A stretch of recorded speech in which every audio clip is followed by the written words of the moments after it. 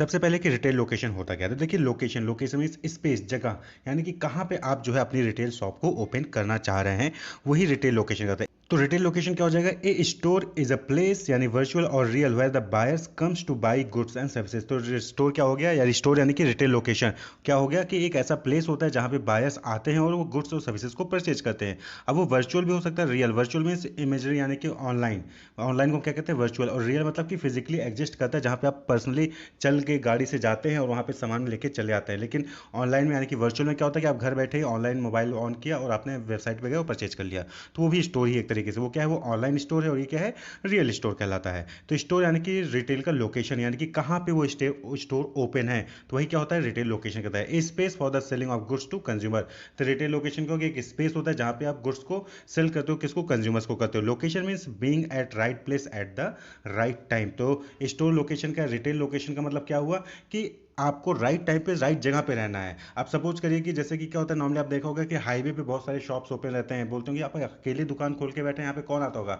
लेकिन एक्चुअली में हाईवे पे क्या होता है, नॉर्मली एक्सीडेंट्स होते रहते हैं। तो उस केस में आपको वहाँ पे अगर हॉस्पिटल आपने ओपन कर लिया, फिर आपने कोई मेडिकल स्टोर ओपन किया, तो वहाँ पे जो है वो राइट प्लेस हो गया, राइट टाइम पे। अब जो जब भी जरूरत पड़े वहाँ पे आपको सामान मिल जाए, तो वो रिटेल लोकेशन अच्छा होता है। आप देखिए घर में क्या होता है कि आए दिन कभी नमक खत्म हो रहा है, कभी चीनी खत्म हो रहा है, कभी कोई भी खाने वाला आइटम खत्म हो रहा है, तो घर के बगल ही आपके क्या है, शॉप ओपन हुआ है, कन्वीनियंस स्टोर, वो शॉप ओपन हुआ है, तो आप गए वहाँ से लेके चले आए। तो राइट टाइम पे राइट प्लेस पे अगर आप एग्जिस्ट कर रहे हो, तो आपकी शॉप जो है वो चलेगी, यानी कि लोग आपके यहाँ से खरीद देंगे। लेकिन आपने कहीं दूर दराज में एकदम खोल रखा है, जहाँ पे कोई आता ही नहीं है, कोई जाता ही नहीं है, वहाँ पे खोल रखा है अपनी शॉप को, तो कौन आएगा सामान खरीदने, कोई नहीं आएगा। तो रिटेल लोकेशन बहुत ही इंपॉर्टेंट फैक्टर है कि कहाँ पे आपकी शॉप ओपन है। Helps in gaining competitive advantage. तो आपका अगर लोकेशन सही है, यानी कि आप सही तरीके से, आपके पास कस्टमर का आना जाना हो रहा है, तो फिर आप जो है कंपिटिटिव एडवांटेज पा सकते हैं अपने कंपिटिटर से, यानी कि दूसरे रिटेलर से। तो ये रिटेल लोकेशन कहलाता है। ठीक है, कि आप कौन सी जगह पे आपने अपना स्टोर ओपन करके रखा हुआ है, तो दैट इज रिटेल लोकेशन। और ये इंपॉर्टेंट फैक्टर है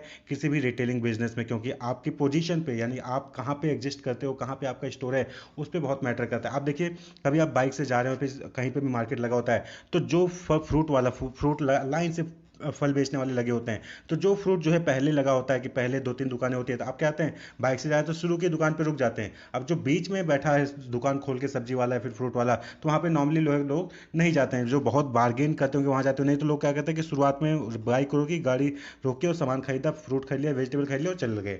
तो ये लोकेशन मैटर करता है कि आपने अपना शॉप कहाँ ओपन किया हुआ है। पहले ओपन है तो लोग पहले आपको अप्रोच करेंगे, बीच में है तो लोग नॉर्मली आपको जो है अप्रोच करेंगे, या फिर लास्ट में जो ओपन करेगा उनको भी लोग अप्रोच कर लेते हैं। तो लोकेशन बहुत ही मैटर करता है। नेक्स्ट है रिटेल लोकेशन के बाद की टाइप ऑफ रिटेल लोकेशन। अब रिटेल लोकेशन टाइप कितने होते हैं, कितने टाइप्स के रिटेल लोकेशन होते हैं। तो पहला है आपका, आप जैसे कि फिगर में देख रहे हैं, फ्री स्टैंडिंग साइट यानी आइसोलेटेड स्टोर। एक अलग ही आपने जाके खोल रखा, यानी कि लाइन से 10 लोगों ने फ्रूट की दुकान खोल रखी है, तो आपने उनसे आधा किलोमीटर दूर जाके अलग से अपना जो है अपना दुकान खोल के बैठ गए हैं, तो वो क्या कहलाता है, आइसोलेटेड यानी अलग। फ्री स्टैंडिंग यानी कि जो है जैसे सिटीज़ में बहुत सारे शॉप ओपन है, तो आप जो है सिटी, जैसे सिटी खत्म होती है, बाहर हाईवे पे जाके आपने कहीं पे अपना शॉप ओपन खोल लिया, आपने ढाबा ओपन कर लिया है, या फिर आपने वहाँ पे होटल या हॉस्पिटल खोल लिया है, तो उस टाइप के शॉप को, रिटेल लोकेशन को क्या कहते हैं, फ्री स्टैंडिंग साइट यानी आइसोलेटेड स्टोर्स, यानी कि भीड़ भड़के से एकदम दूर, वो फ्री स्टैंडिंग साइट कहलाता है। Opening retail shops where no other retailer is the in the immediate vicinity, यानी कि नेबरहुड। विकिनिटी का मतलब क्या हो गया, नेबरहुड, यानी कि आसपास कोई और रिटेलर्स नहीं होता है। तो जब आप ऐसी जगह पे शॉप ओपन करते हैं तो उसको कहते हैं फ्री स्टैंडिंग साइट या फिर आइसोलेटेड स्टोर। नेक्स्ट है आपका, ये नॉर्मली कहाँ ओपन होते हैं, हाईवे पे होते हैं, फिर स्ट्रीट यानी गलियों में खुलते हैं, तो वो ऑन हाईवे और स्ट्रीट। नेक्स्ट जो टाइप ऑफ रिटेल लोकेशन है वो है आपका सिटी और टाउन लोकेशन, जिसको हम अनप्लान्ड बिजनेस डिस्ट्रिक्ट कहते हैं, यानी कि सिटी के अंदर जो है आप अपनी शॉप को ओपन करते हो। ये तो हो गया सिटी के बाहर, जो आइसोलेटेड था, फ्री स्टैंडिंग था, वो क्या था, वो सिटी के बाहर था, आपने सिटी से एकदम दूर बाहर जाके खोल लिया दुकान, हाईवे पे कहीं पे खोल लिया, फिर किसी स्ट्रीट की कोई गलियों में खोल लिया है, तो वो सिटी जो है उसको हम कहते हैं फ्री स्टैंडिंग या फिर आइसोलेटेड कहते हैं। वहीं पे सिटी और टाउन लोकेशन है, सिटी के अंदर आप जो अपनी दुकान को खोल रहे हो, इसको हम अनप्लान्ड बिजनेस डिस्ट्रिक्ट भी कहते हैं। तो तीन टाइप के होते हैं, एक होता है सेंट्रल बिजनेस डिस्ट्रिक्ट यानी सीबीडी, जो कि होता है सेंटर ऑफ द सिटी, यानी कि जहां पे सबसे ज्यादा भीड़ भाड़ होती है। जैसे अमीनाबाद, लखनऊ में क्या है, अमीनाबाद सेंट्रल है, सिटी के सेंटर में है, और वहां पे देखिए खूब भीड़ होती है, तो वहां पे अगर आपने अपनी दुकान खोल ली तो आपका लोकेशन क्या हो जाएगा, सिटी और टाउन लोकेशन, जिसको हम सेंट्रल बिजनेस डिस्ट्रिक्ट भी कहते हैं।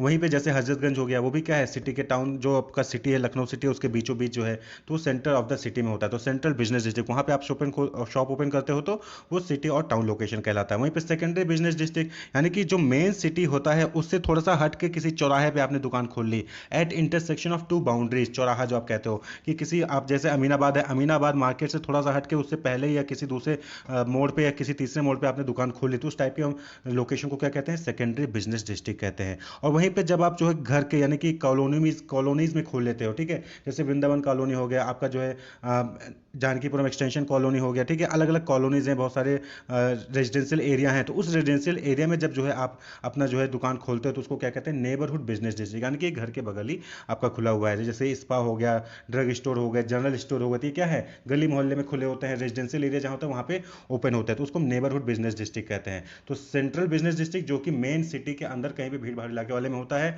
और सेकेंडरी बिजनेस डिस्ट्रिक्ट जो कि बड़े बड़े चौराहों पे होता है, और नेबरहुड बिजनेस डिस्ट्रिक्ट जो कि आपके घर के बगल ही मिल जाता है। तो ये कहलाता है, ये सिटी और टाउन लोकेशन के बेसिस पे होता है। और वहीं पे एक होता है स्ट्रिप यानी कि स्ट्रिंग शॉपिंग डिस्ट्रिक्ट। ये क्या होता है कि यहाँ पे स्टोर्स जो है नंबर ऑफ स्टोर्स जो है खुले होते हैं, और दूर से ही आपको रोड पे चल रहे हो तो दूर से ही आपको दिख जाता है। जैसे कि आप यहाँ पे देखिए क्या है कि 4-5 दुकानें एक साथ लाइन में खुली हैं, तो स्ट्रिंग हो गया, स्ट्रिंग यानी कि एक साथ लाइन में खुली खुली हुई है, लॉन्ग स्ट्रिप। तो आप जैसे ही मार्केट में घुसेंगे, बाजार से रोड पे जा रहे हो, तो आपको दूर से दिख जाएगा अच्छा नंबर से लाइन ऑफ जो है शॉप्स ओपन कर रखी हैं, तो उसको कहते हैं स्ट्रिंग या स्ट्रिप शॉपिंग डिस्ट्रिक्ट भी कहते हैं। तो ये हो गया सिटी के अंदर खुले होते हैं। अब दूसरा जो टाइप है वो है प्लांट शॉपिंग सेंटर, जैसा कि आप देख रहे हैं शॉपिंग मॉल्स। ये क्या होते हैं, प्लांट होते हैं। एयरपोर्ट पे जो मॉल्स होते हैं, एयरपोर्ट पे जो शॉप्स होते हैं, वो भी क्या होते हैं, प्लांट, यानी कि आपने पूरी प्लानिंग के साथ उस शॉप को ओपन किया है, लोकेशन को चूज किया है। मॉल्स हो गए, आपको सिटी में आपको पता है कि यहाँ भीड़ भाड़ इलाका है, यहाँ पे जो है लोग अप्रोच कर सकते हैं, वहाँ पे आपने प्लान करके 3-4 फ्लोर का जो है आपने शॉपिंग मॉल ओपन कर दिया है। एयरपोर्ट पे लोग आते जाते रहते हैं, आपने वहाँ पे शॉप ओपन कर ली। रेलवे स्टेशन पे आपने शॉप ओपन कर ली, तो वो क्या होता है, plant shopping centre. Shopping mall हो गया, स्पेशलिटी सेंटर्स हो गए, एयरपोर्ट मॉल हो गया, तो ये सब क्या है, प्लांट। तो एक हो गया फ्री स्टैंडिंग, यानी कि एकदम भीड़ भाड़ इलाके से दूर बाहर किसी हाईवे पे किसी स्ट्रीट में खोल लिया। दूसरा हो गया सिटी और टाउन के बीच में, यानी कि एक तो सेंट्रल बिजनेस डिस्ट्रिक्ट हो गया, या सेकेंडरी यानी चौराहे पे, मेन में चौराहे पे होता है, या फिर मेन जो है एरिया हो गया, या फिर आप नेबरहुड यानी कि गली मोहल्ले में खोले, फिर स्ट्रिप यानी कि स्ट्रॉन्ग लंबी लाइन लगातार बहुत सारी दुकानें एक साथ खुली हुई हैं, तो वो स्ट्रिप कहलाता है। या फिर आपका प्लांट शॉपिंग सेंटर हो गया, जहाँ पे शॉपिंग मॉल, स्पेशलिटी स्टोर या एयरपोर्ट मॉल होता है, वो सब प्लान होते हैं, प्लांट शॉपिंग सेंटर कहलाते हैं। लोकेशन क्या होती है उनकी, प्लान होती है। स्टोर विद इन स्टोर, आपने कई जगह देखा होगा कि स्टोर के अंदर भी स्टोर होता है, जैसे कि किसी बड़े बिग बाजार में चले तो बिग बाजार में कहीं आप देखते होंगे कि वहाँ पे एक अलग से कोई स्टोर लगा के बैठा हुआ कि कॉफ़ी बना के आपको चेक करा रहा है, या फिर कोई नया सैंपल आपको डिस्ट्रीब्यूट करता है, तो स्टोर के अंदर भी स्टोर ओपन होता है, तो उसको कहते हैं प्लांट शॉपिंग सेंटर। अब नेक्स्ट है आपका factor affecting selection of retail location, यानी कि कौन कौन से फैक्टर हैं जो कि जब हम रिटेल लोकेशन चूज करते हैं तो उनका ध्यान रखना चाहिए कि आपको अपनी दुकान कहाँ खोलनी है, वो इन सारे फैक्टर्स पे डिपेंड करता है। तो सबसे पहले आप जैसा कि फिगर में देख रहे होंगे क्या है, पेडिस्ट्रेन ट्रैफिक, यानी कि वहाँ पे पैदल कितने लोग चल के आ रहे हैं जा रहे हैं, पेडिस्ट्रेन ट्रैफिक।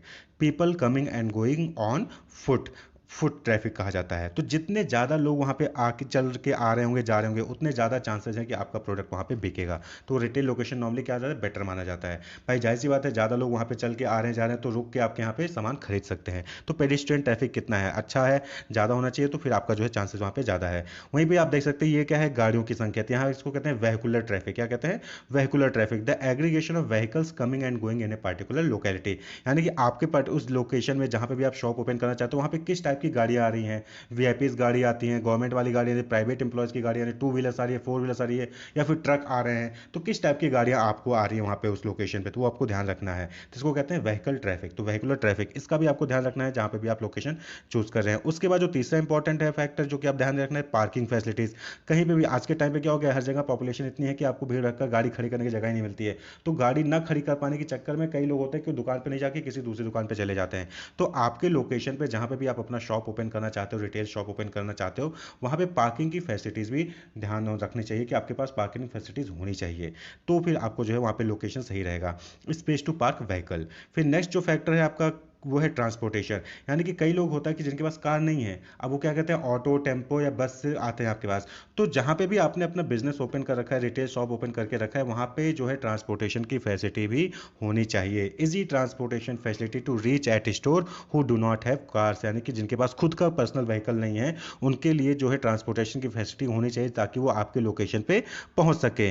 तो उसको कहते हैं transportation facility. Availability of buses, taxis, train and other transportation method. तो अदर्स और इसके अलावा ये तो इंपॉर्टेंट फैक्टर हो गया कि पेडिस्ट्रेशन ट्रैफिक कितना है, वेहिकुलर ट्रैफिक कितना है, ट्रांसपोर्टेशन, पार्किंग फैसिलिटी है कि नहीं है। उसके अलावा भी बहुत सारी चीज़ें जैसे कि टाइप ऑफ गुड्स, आप किस टाइप का सामान बेच रहे हैं उसके ऊपर भी डिपेंड करता है कि लोकेशन क्या होनी चाहिए। अब सपोज करें कि आप जो है नॉनवेज कोई भी प्रोडक्ट आप सेल कर रहे हैं, तो नॉर्मली आप प्रीफर कौन सा एरिया करेंगे जहाँ पे लोग नॉनवेज खाते हैं। अब ऐसा प्रीफर एरिया नहीं करेंगे जहाँ पे लोग नॉनवेज नहीं खाते हैं। तो ये भी डिपेंड करता है कि आप किस टाइप का आइटम सेल कर रहे हैं।